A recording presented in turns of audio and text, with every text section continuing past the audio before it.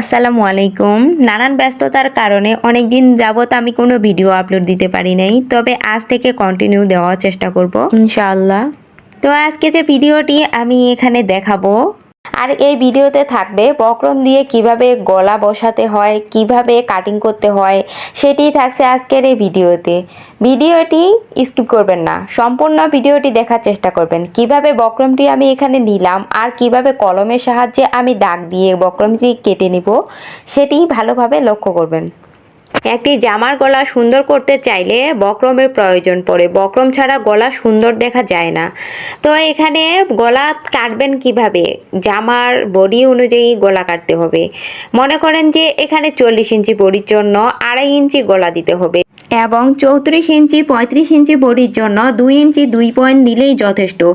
এখন এখানে যে বক্রমটি আমি নিয়েছি, এখানে 2 ভাঁজ করে নিয়েছি বক্রমটি, আর এক পাশে খোলা সাইড রয়েছে, এক পাশে বন্ধ সাইড রয়েছে।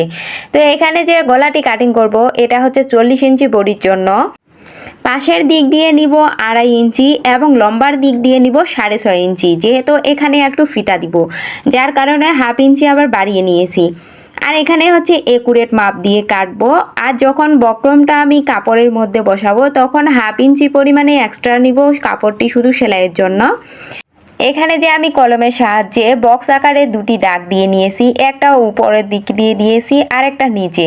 তো এখানে আমি একটু কোণা করে নিব।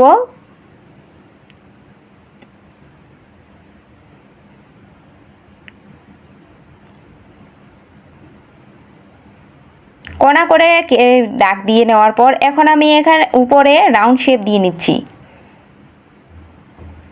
আর আমি যে এখানে দাগ দিয়েছি, দাগের বাইরে অংশ থেকেও কিন্তু আমি একটু দাগ দিয়ে নিলাম, যাতে করে গলাটি অনেক সুন্দর হয়। গলাটিতে দাগ দিয়ে নেওয়ার পর এখন সাইড দিয়ে আবার হাফ ইঞ্চি পরিমাণের বক্রম কেটে নিচ্ছি।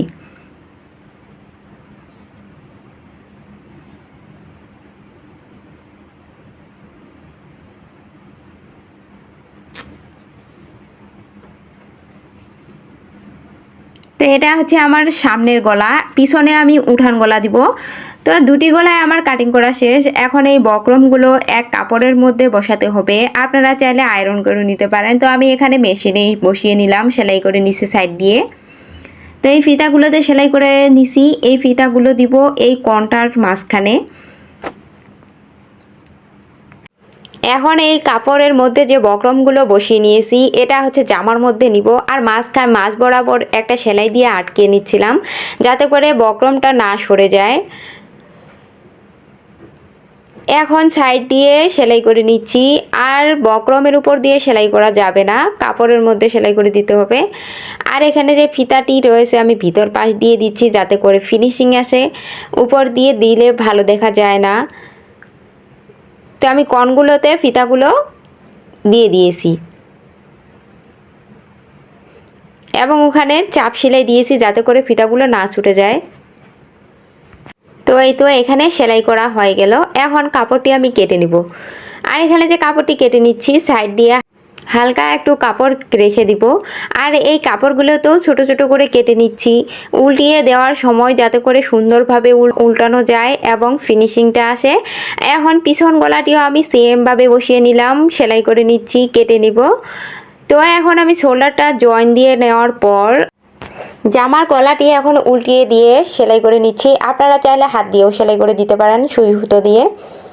তো আমি এখানে মেশিন সেলাই দিয়ে দিলাম। সেলাই করা শেষ হয়ে গেলে ফাইনালি আমার জামার গলাটি দেখিয়ে দিচ্ছি কেমন হয়েছে।